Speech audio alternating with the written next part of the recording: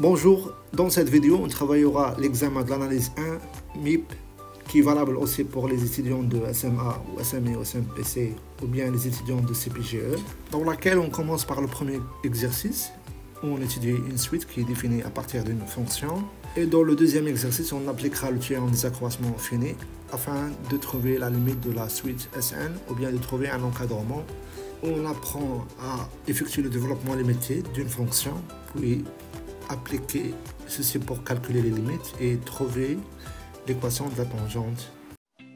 Dans cette partie, on travaillera l'exercice suivant. On va premièrement considérer la fonction suivante et définir une suite récurrente à partir de cette fonction. Un plus 1 égale à f2 un. Et 0 étant donné compris entre 0 et 1 sur 2 ouvert. On va étudier les variations pour après démontrer que cette suite comprend entre 1 sur 1 plus 2 et 0, et on va déduire sa convergence et aussi la limite. Après, on va introduire une nouvelle suite Vn n fois Un, dont on va étudier la monotonie, ainsi de suite, pour déduire aussi qu'elle converge vers une limite qu'on va appeler n. Et on va essayer de trouver un encadrement pour Vn plus 1 moins Vn, soit supérieur à n fois 1 moins n sur 2n en utilisant la définition de la limite. Dans cet exercice, on considère une fonction f définie sur R par f de x égale à 1 x fois 1 moins x. Et on définit une suite par le premier terme 0 qui est dans l'intervalle 0, 1 ouvert, 0, 1 demi. Et par la relation récurrente, un plus 1 est égal à f de un, c'est-à-dire égal à un fois 1 moins un. On remplace dans cette expression x par un. La première question, c'est d'étudier les variations de f. Donc c'est une question facile, il suffit juste de calculer la dérivée de f, puis on cherche où il est positif, f est croissante, f' est négatif, la fonction f est décroissante. Alors, on calcule d'abord la dérivée. F de x, c'est comme si x moins x au carré. Donc la dérivée de x c'est 1, et la dérivée de x au carré c'est moins 2x. Alors ça fait 1 moins 2x. Puis on va étudier le signe de f'. f' supérieur à 0 équivaut à ce que 1 moins 2x supérieur à 0. Ce qui équivaut encore une fois à ce que x inférieur ou égal à 1 sur 2. Alors la fonction dérivée s'annule en 1 sur 2. Lorsque x plus grand que 1 demi, donc 1 sur 2 dans ce sens-là, f' est positif. Et lorsque x inférieur à 1 sur 2, la fonction est négative. Pardon, on a ici x inférieur à 1 sur 2, donc sur cet intervalle-là, on a f est positif. Et le contraire. Donc inférieur, f est négatif, équivaut à ce que x supérieur à 1 sur 2. C'est sur cette partie-là. Alors on met f égale à x moins x au carré. On va calculer la limite lorsque x tend vers moins l'infini ou bien plus l'infini, puisque la puissance est paire. C'est toujours moins l'infini. Alors la fonction va monter jusqu'à l'image, parce qu'au plus elle est croissante, de l'image de 1 sur 2, ça fait 1 sur 2 fois 1 sur 2, c'est 1 sur 4. Et va descendre encore une fois vers moins l'infini. Dans la deuxième question, il est demandé de démontrer un inférieur à 1 sur 1 plus 2 est supérieur à 0 structurellement, quel que soit n appartienne à n. Puis, on déduire la convergence de la suite un, c'est-à-dire la suite un converge vers un nombre réel. Pour la première partie de la question, on va essayer de raisonner par récurrence parce qu'on n'a pas le choix. On a la fonction un plus 1 est égale à f de un. Donc, elle est définie par récurrence à partir de cette fonction. Alors, on va vérifier U0, puis on va supposer la propriété pour un et le démontrer pour n plus 1, c'est-à-dire un plus 1 compris entre 1 sur 1 plus 3 et 0. Alors, on a au départ U0 appartient à 0, 1 sur 2, un plus 1 égale à f de un. Montrons par récurrence que quel que soit n, un compris entre 1 sur 1 plus 2 est 0. L'initialisation pour n égale à 0 est vraie parce que U0 est compris entre 0 et 1 sur 2. Alors, maintenant, on va supposer qu'il est vrai pour un certain n appartient à n, et le démontrons pour un plus 1, c'est-à-dire un plus 1 inférieur à 1 sur n plus 1 plus 2, c'est-à-dire 1 plus 3 ici.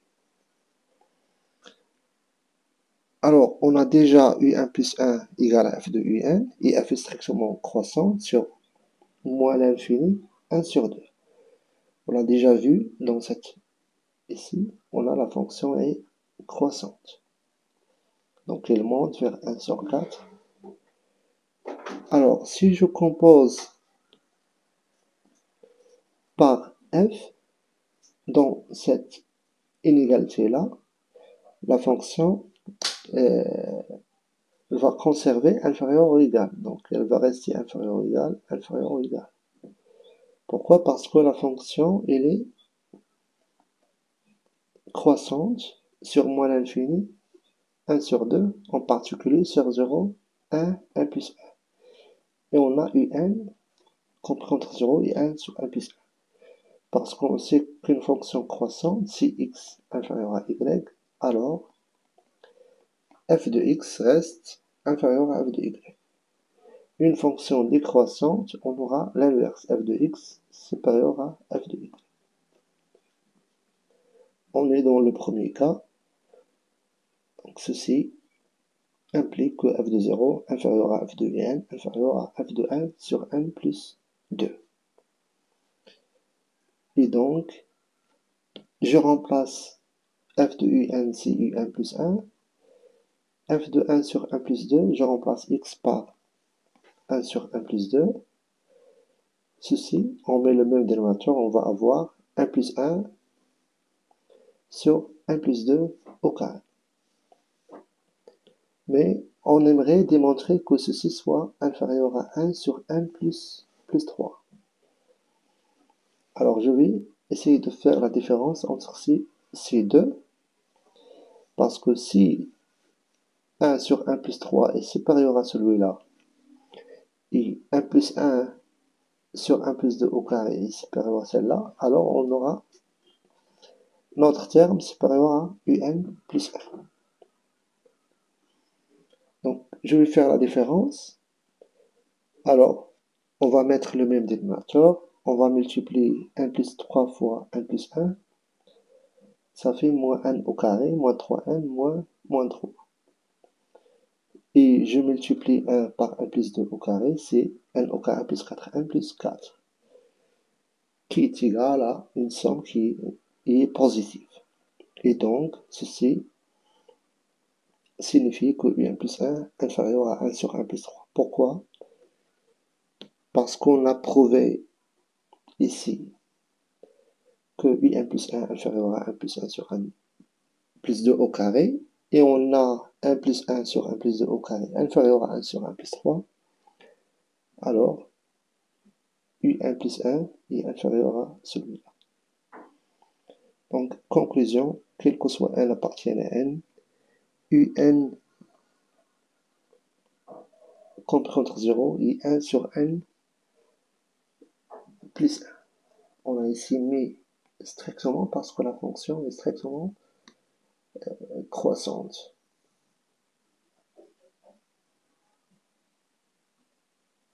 Pour la convergence, on a un compris entre 1 sur 1 plus 2 et 0. Alors il suffit juste de passer à la limite, ça tendre vers 0, celui-là tendre vers 0. Alors par le théorème d'encadrement, on obtient que un aussi tendre vers 0. Limite de 0, c'est 0. Limite de 1 sur 1 plus 2, c'est 0. Et donc par le théorème d'encadrement, on obtient que la limite de un égale à 0. Et la suite converge vers 0. On passe maintenant à la troisième question. On va définir une nouvelle suite de Vn égale à n fois un. La première question, montrer que la suite de Vn est strictement monotone. Puis, on déduit qu'elle converge et que sa limite, elle, appartient à 0, 1. Pour la monotonie, on va étudier la différence de Vn plus 1 moins Vn. Si on trouve qu'il est supérieur strictement à 0, alors la suite est croissante. Sinon, si Vn moins Vn inférieur strictement à 0, alors la suite est décroissante. Donc je vais remplacer Vn plus 1 par son expression. N, on l'a changé avec n plus 1. Moins Vn. Alors, un plus 1 égale à f de un, qui est égal encore une fois à un fois 1 moins un. On va factoriser par un. On obtient un égale à fois 1 plus 1 fois 1 moins un moins n. Et donc, si je développe, on obtiendrait n 1 moins 1 plus 1 fois un. C'est entre parenthèses. Voilà, ce terme-là, il est positif parce que un est supérieur strictement à 0, d'après la précédente question, et inférieur à 1 sur 1 plus 2. Alors, c'est automatiquement inférieur à 1 sur n plus 1. Donc, un inférieur à 1 sur 1 plus 1, parce que si je divise par 2, ça va être plus petit que si je divise seulement par 1. Et donc, on obtient que 1 plus 1 fois un est supérieur à, je déplace celui-là, ici, 1 plus 1 fois un inférieur strictement à 1. On obtient que la suite est strictement décroissante. Pour la convergence, on a la suite est strictement croissante. Si on arrive à démontrer qu'elle est majorée par un nombre, on peut déduire qu'elle converge. Alors, pour n appartient à n, on a Jn égale à n fois un, qui est inférieur, un est inférieur à 1 sur 1 plus 2, qui est inférieur à 1. Parce que le numérateur est plus grand que le dénominateur. Donc, n est supérieur à 1 plus 2, donc n sur 1 plus 2 inférieur strictement à 1. Et ceci signifie que la suite est majorée par 1. De plus, elle est croissante, on conclut alors qu'elle est convergente vers un nombre, une limite n, avec n appartient à 0, 1. Pourquoi L ne peut pas être 0? Parce qu'on a Vn compris entre ces deux nombres-là inférieur à 1. Et lorsque je passe à la limite, donc la limite va être comprise entre 0 et 1. On obtient que L est compris entre 0 et 1. Et L ne peut pas être égal à 0 parce que la suite est croissante et on a Vn égale à 1 fois 0 qui est supérieur strictement à 0. La suite est croissante. V1 est supérieur strictement à 0. Donc, V1 est supérieur à V2, ainsi de suite. Et la suite croît vers la limite.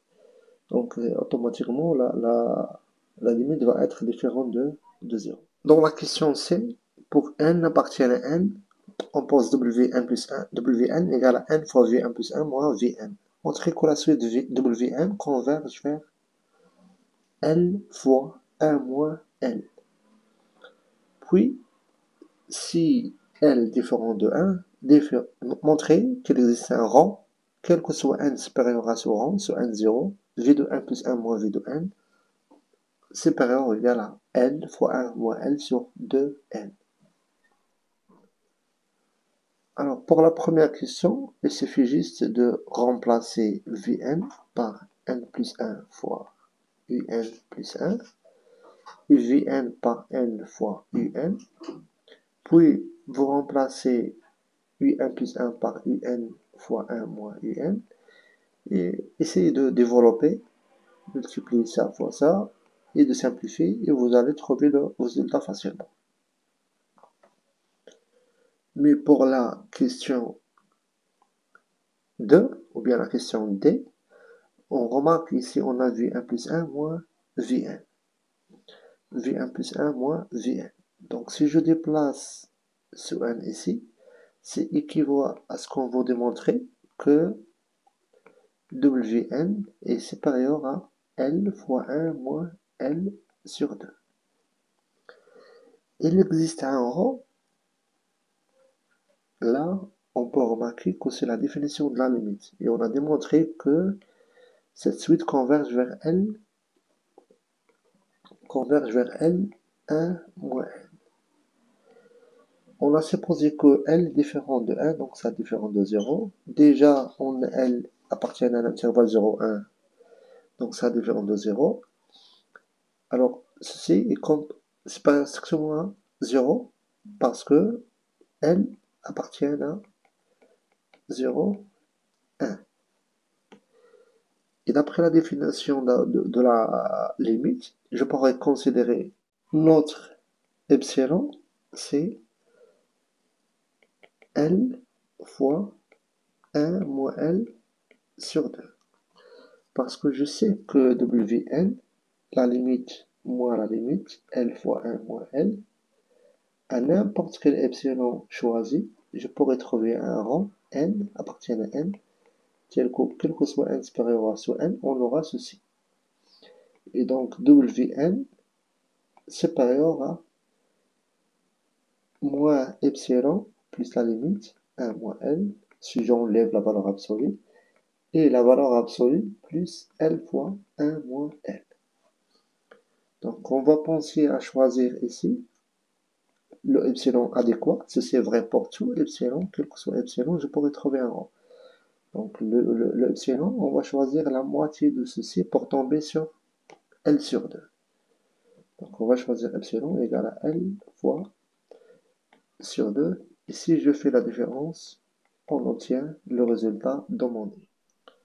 Donc pour la première question, la question C, on va juste remplacer et développer l'expression. C'est juste un petit calcul.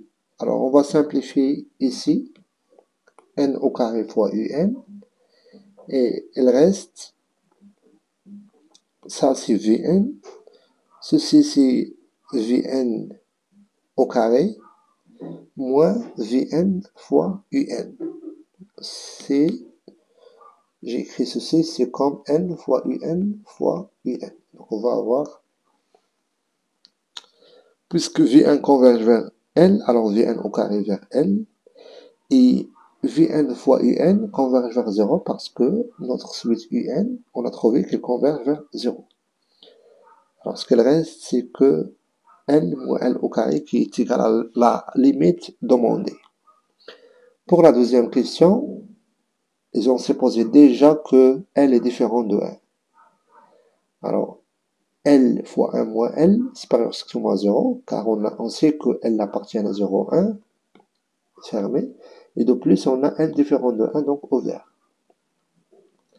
Alors, cette quantité-là, elle est supérieure strictement à 0. De même, L, on peut prendre notre epsilon, c'est L fois 1 moins L sur 2, parce que j'aimerais bien avoir dans l'autre côté, comme j'expliquais avant, Wn, on veut avoir Wn fois supérieur à L fois 1 moins L sur 2. Donc, l'idée, c'est de penser de choisir epsilon pour penser d'après la limite, quel que soit epsilon, il existe un rang, quel que soit n appartient à n supérieur à n, on a Wn moins inférieur ou égal à epsilon. En particulier, pour epsilon égal à L fois 1 moins L sur 2, on aura, il existe un n0 spécifique pour ce epsilon. Pour tout n supérieur à n0, on a la définition de la limite, où epsilon égale à ceci. Donc, on va enlever la valeur absolue. On sait que x inférieur à alpha, ou bien 2, équivaut à ce que x comprend entre moins 2 et 2.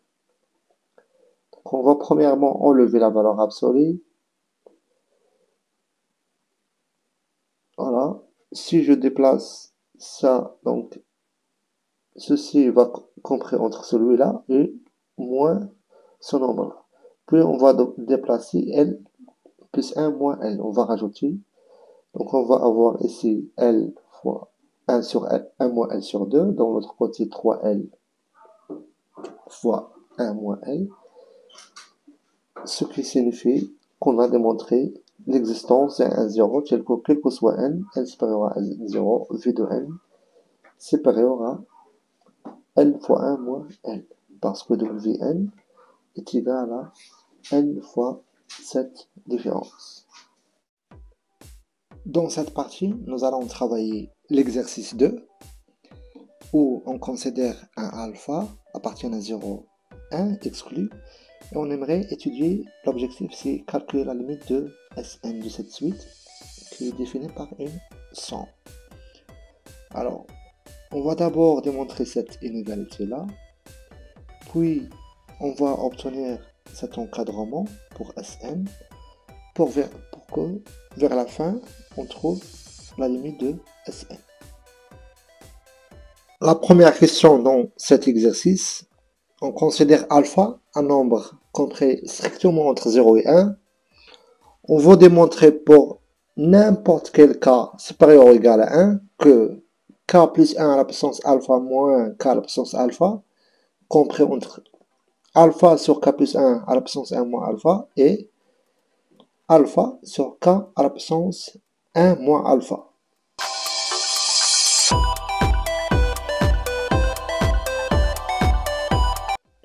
On a ici la différence de deux fonctions. On va utiliser, on a comme f de k plus 1 moins f de k. Avec f de x, c'est la fonction x à la puissance alpha. Alors si je divise par k plus 1 moins k, f de a moins f de b sur a moins b. Alors on va penser ici à utiliser le théorème des accroissements finis. Parce que cette fonction, on va travailler sur l'intervalle k, k plus 1. K plus 1. Cette fonction-là est dérivable continue sur k, k plus 1. Donc, d'après le théorème des accroissements finis, implique qu'il existe un C tel que f' de C égale à ceci, où C appartient à k, k plus 1. Donc, autrement, f' de C, si on calcule f' de x, c'est alpha, ça c'est alpha ln de x. Donc la dérivée, c'est alpha fois sur x fois la fonction elle-même, exponentielle alpha ln de x. Donc c'est alpha sur fois x à la puissance 1 moins alpha. Ou bien alpha moins 1. Donc on a utilisé u', sur fois exponentielle u. C'est ça la dérivée exponentielle. Alors, donc ici, c'est alpha fois c à la puissance alpha moins 1. Sachant que ce c est compris entre k et k plus 1. Voilà, on a juste appliqué le théorème des accroissements finis. Donc, autrement, on a trouvé que k plus 1 à la puissance alpha moins k à la puissance alpha égale à alpha fois c à la puissance alpha moins 1, où c compris entre k et k plus 1. Donc, il reste juste à effectuer un encadrement de c à la puissance alpha moins 1 en fonction de ces deux-là, et on va trouver le résultat. Parce que ça, c'est égal à alpha fois k plus 1 à la puissance alpha moins 1. Si on élève ça en haut. Essayez de continuer la rédaction pour trouver le résultat. Donc on va appliquer le théorème des accroissements finis sur la fonction t à la puissance alpha. Alors, ici, fini et pas infini. Alors, on a déjà la fonction vérifiée les deux conditions, elle est continue sur le segment fermé et dérivable sur cet intervalle. Parce que k est supérieur à 1. Donc cet intervalle, il est dans R étoile plus. Où la fonction ln est bien, t à la puissance alpha est bien définie, pas de problème. De plus, on a la dérivée est égale à la dérivée de alpha fois ln, donc ça fait alpha sur t fois exponentielle alpha ln de t, qui est égal à alpha fois t à la puissance alpha moins 1. Alors, il existe un c dans cet intervalle ouvert, tel que f de k plus 1 moins f de k sur k plus 1 moins k égale à f' de c, d'après le théorème des accroissements finis, qui est égal à alpha k plus 1 moins k, c'est 1, il reste k, f de k plus 1, c'est k plus 1 à la puissance alpha, et f de k, c'est k à la puissance alpha. Maintenant, on va essayer d'encadrer le c, sachant qu'il est compris entre k et k plus 1. Puisque la fonction x à la puissance alpha moins 1 elle est décroissante, on peut la dériver. On trouve que la dérivée c'est alpha moins 1 fois x à la puissance alpha moins 2. Or, alpha moins 1 est négatif, car on a alpha est compris entre 0 et 1. X à la puissance alpha moins 2 est positif, et donc on a la dérivée est négative, alors ceci signifie que la fonction est décroissante. Ici, c'est fini. Alors, pourquoi on aimerait savoir la monotonie de cette fonction? Parce que on veut encadrer ce c et le remplacer pour k et k plus 1 afin de trouver cette inégalité-là. Donc, on a c compris entre k et k plus 1. Puisque la fonction est décroissante, je sais que CA inférieur à B, la fonction décroissante, f de B devient plus grand que f de A. Donc on inverse lorsque la fonction est décroissante. Et alors, ceci signifie f de C, ça va être supérieur à f de k plus 1 et inférieur à f de k, f'. Et donc, ça c'est égal, si on inverse, on fait le moins ça fait 1 moins alpha. C à la puissance alpha est compris entre 1 sur k à la puissance 1 moins alpha et 1 sur k à la puissance plus 1 à la puissance 1 moins alpha, on multiplie par alpha et on obtiendrait, ça c'est la dérivée, notre dérivée. D'après étoile, on a trouvé que alpha fois c à la puissance alpha moins 1 est égal à ceci. Donc, K plus 1 à la puissance alpha moins K, compris entre alpha sur K plus 1 à la puissance 1 moins alpha et alpha à la puissance sur K à la puissance 1 moins alpha. On a seulement remplacé alpha fois C à la puissance alpha moins 1 par ceci. Si c'est ce qui est demandé dans cette question, on a prouvé pour n'importe quel cas alpha compris entre 0 et 1, K supérieur ou égal à 1, qu'on a cette inégalité. Voici la deuxième question où on considère une nouvelle suite définie par Sn égale à la somme de 1 jusqu'à n de 1 sur k à la puissance 1 moins alpha. On va démontrer Sn compris entre ces deux nombres 1 plus 1 à la puissance alpha moins 1 le tout sur alpha est inférieur à n à la puissance alpha moins 1 sur alpha plus 1. Déjà, on a démontré précédemment que 1 sur k à la puissance 1 moins alpha inférieur à k plus 1 à la puissance alpha moins k à la puissance alpha. Sn, c'est la somme. Alors, on va penser à introduire la somme de k égale à 1 jusqu'à n. Ici alpha, ici aussi alpha. Donc, si je fais entrer la somme ici de k égale à 1 jusqu'à n, on va avoir, ça c'est alpha fois Sn. Et ici, on a une somme télescopique. La somme de uk plus 1 moins uk, k égale à p jusqu'à n, égale, on remplace k par n, moins le premier tiers, moins u de p. Alors ceci, ici, on va obtenir le dernier, donc n plus 1 à la puissance alpha, moins 1, on obtient que 1 plus 1 à la puissance alpha, qui est cette somme, inférieure à alpha sur S. Ceci nous permet d'arriver à la première inégalité qui se trouve à gauche.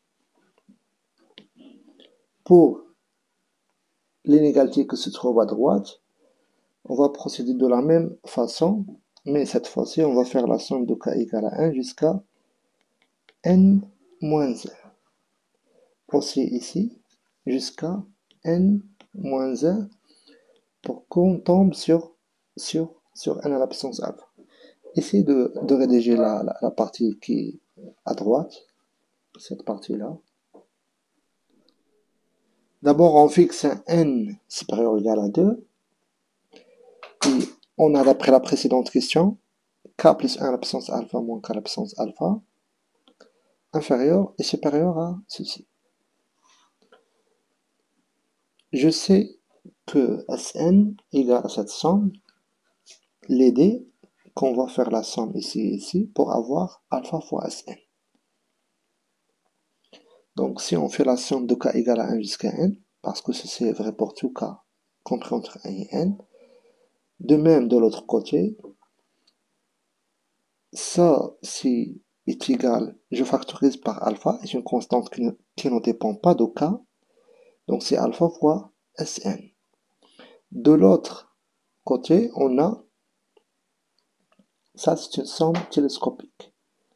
Donc il reste n plus 1 à la puissance alpha moins 1, car c'est une somme télescopique. Et donc, on revient à notre relation étoile, ou bien alpha, cette relation-là, et on remplace chaque somme par sa valeur. On obtient que n plus 1 à la puissance alpha moins 1 inférieur ou égal à alpha fois Sn, c'est-à-dire Sn supérieur à n plus 1 moins 1 sur alpha. On a démontré la première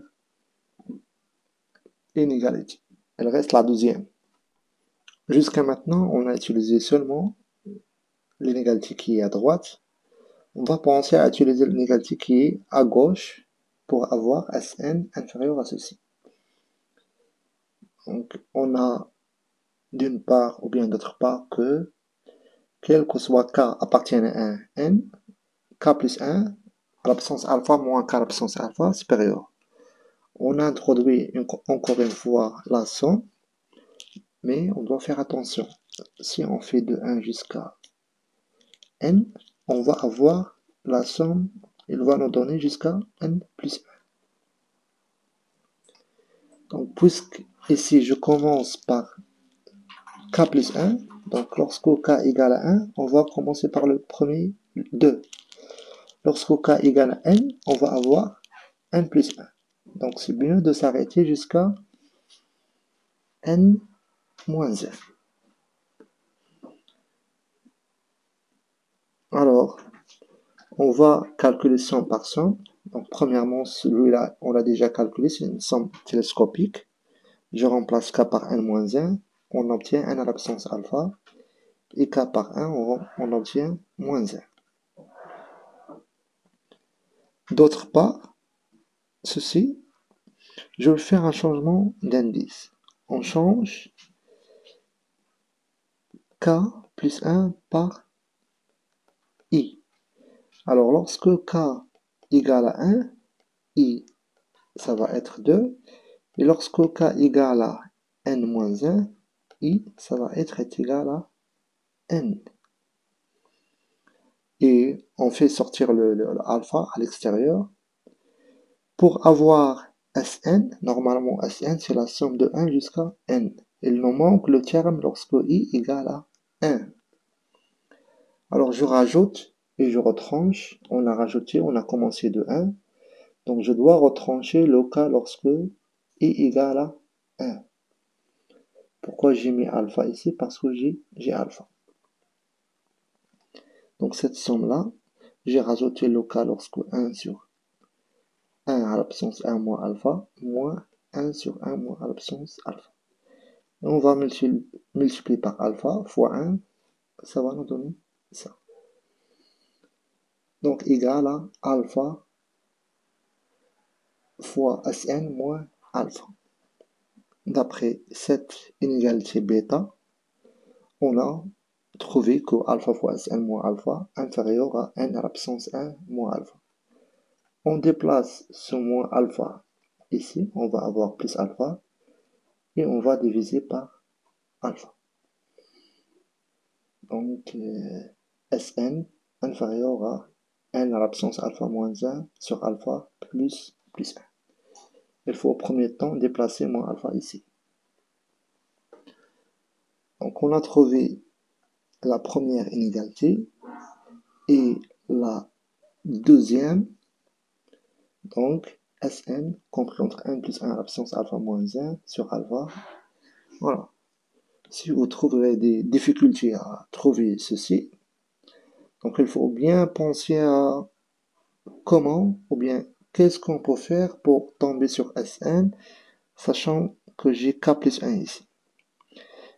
Et on remarque qu'est-ce qu'on a à droite, on a plus 1, donc si je multiplie sur alpha, je vais avoir ceci.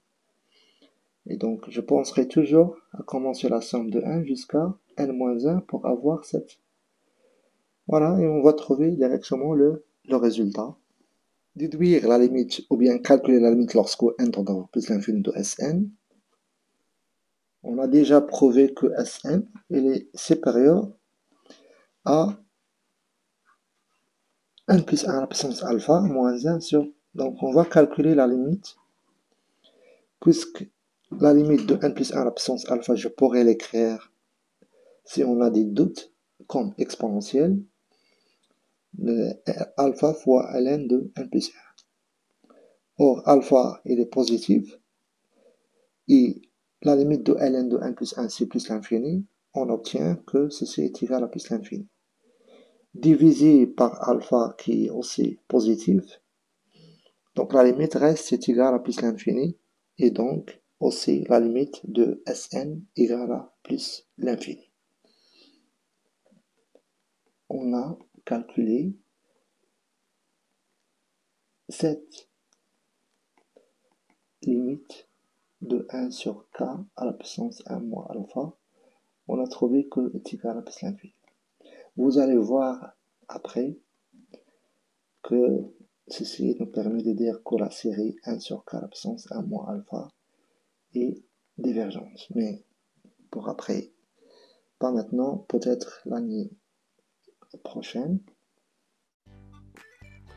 Dans cette partie, on travaillera l'exercice suivant, où il est demandé dans la première question de calculer deux limites en utilisant les développements limités.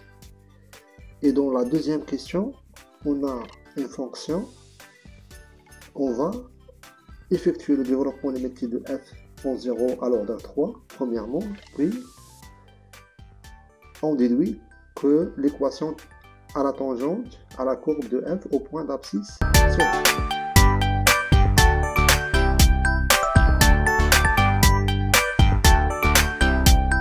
Première question, calculer les limites suivantes en utilisant les développements limités. La limite quand x tend vers 0 de l'exponentielle x moins cos plus x sur x au carré. Et exponentielle x moins 1 sur sinus. On sait lorsqu'on remplace x par 0, on va avoir 0 sur 0. De même ici, cosinus 0 c'est 1, donc on va avoir 0 sur 0, donc c'est une forme indéterminée. Avant de commencer, on va rappeler d'abord les développements limités à l'ordre 1. Pour cosinus, c'est la somme de k égale à 0, moins 1 à la puissance x de k sur 2k factoriel. Pour sinus, on aura seulement les termes impairs, moins 1 à la puissance k fois x à la puissance 2k plus 1 sur 2k plus 1 factoriel.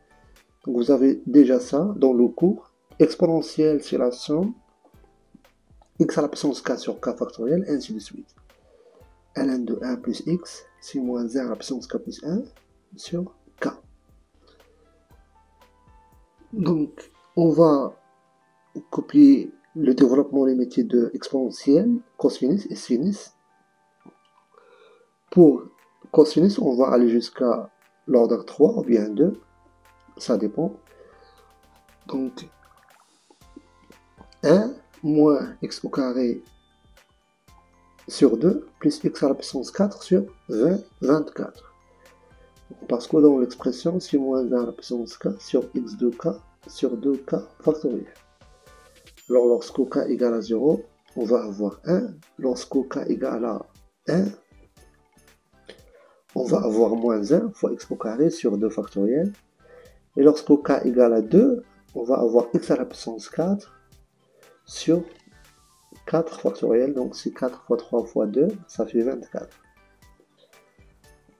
On procède de la même façon pour plus potato de x à la puissance 5 ou bien 4. Une fonction négligeable devant x à la puissance 5. C'est-à-dire que si je divise par x à la puissance 5, cette suite-là va tendre vers 0. Sinus, de même, on a le développement limité pour l'exponentielle. Et on va remplacer dans cette expression par ces développements. Donc on a ces développements seulement lorsque x est assez proche de 0, lorsque x tend vers 0. Alors je remplace d'abord, je calcule exponentielle x moins cos x. On a exponentielle, c'est ça, et cosinus plus x, c'est celui-là. Donc on a rajouté ce x là, c'est ce x. Alors on simplifie, on obtient x au carré plus x à la puissance 3 sur 6. Donc cette expression est égale à cette expression au voisinage de 0, lorsqu'on est proche de x proche de 0. Et donc la limite de 7. Si on divise par x au carré, on va avoir la limite de ceci est égale à la limite de ce terme qu'on vient de calculer, qui est égal à 1. Donc, la limite, notre limite est égale à 1. Et pour la deuxième, on a besoin de développement de exponentielle et sinus au carré. Donc, on a le développement de l'exponentielle, moins x moins 1. On va avoir ceci, c'est le développement de l'exponentielle, moins x moins 1. C'est plus. Donc il reste x au carré sur 2 plus x à la puissance 3 sur 6. Sinus au carré de même, on va mettre au carré ici. Et on va, pour trouver le développement, donc on va conserver seulement, par exemple, jusqu'à l'ordre 3, x à la puissance 3. Plus peut-être 2 x à la puissance 4 ou bien 3.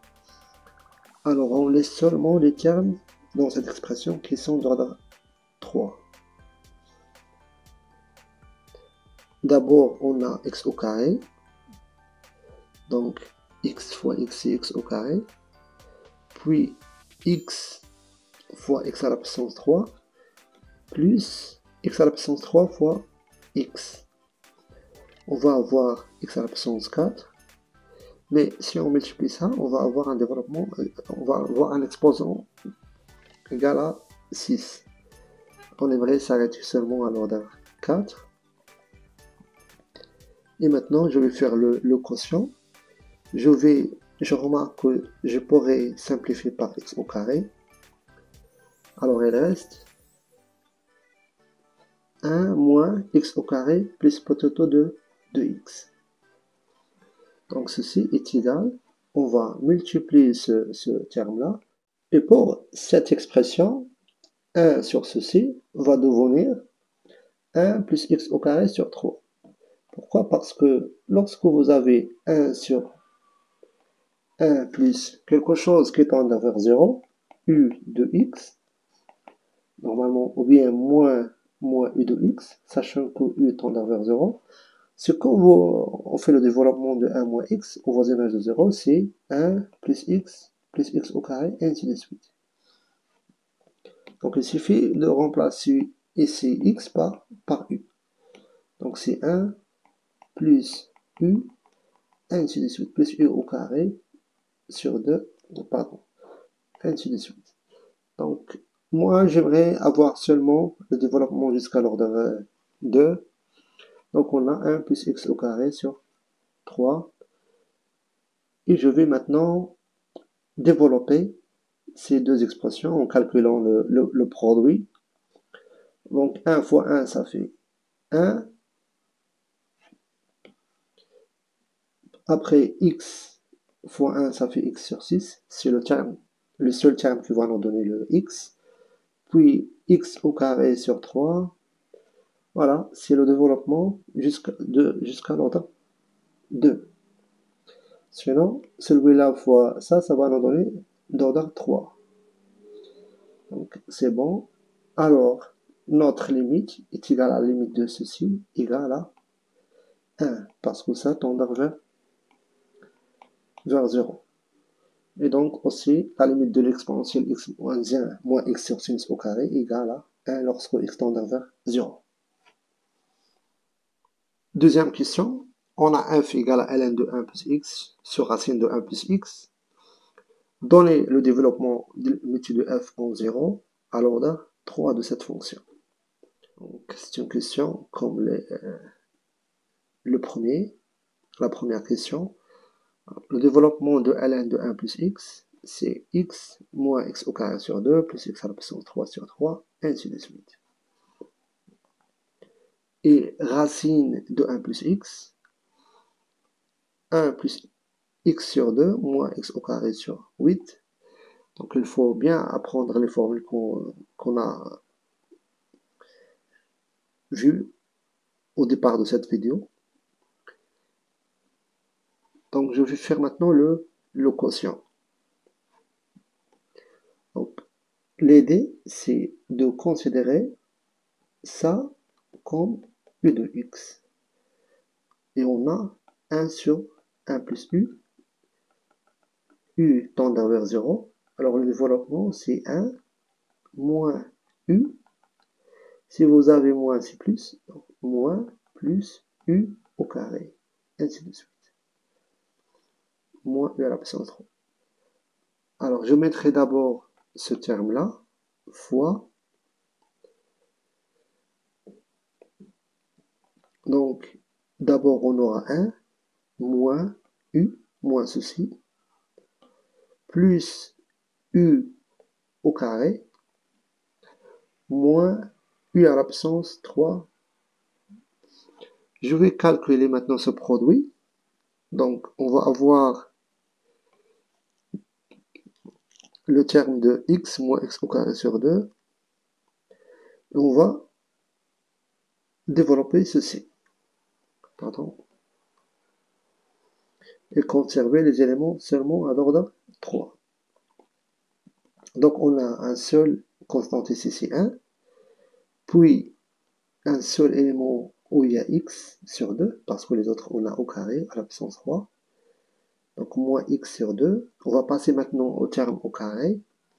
On a celui-là, plus, je vais avoir ça au carré. Donc, on va l'obtenir de celui-là, et aussi plus celui-là. Donc, on va avoir 3x au carré sur 8. Parce que ce terme-là va nous donner x au carré sur 4. Moins avec le moins, ça fait plus x au carré sur 8, ça fait 3x au carré sur 8. On passe au terme x à la puissance 3, alors on a celui-là. Aussi, on va avoir, lorsqu'on développe cette identité remarquable, on va avoir 2 fois x au carré sur 8, moins, avec ce moins-là.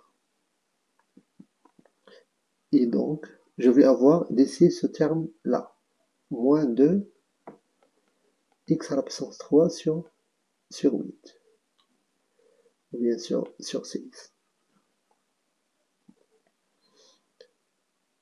Et à partir de cette expression, on va obtenir le premier terme à la puissance 3.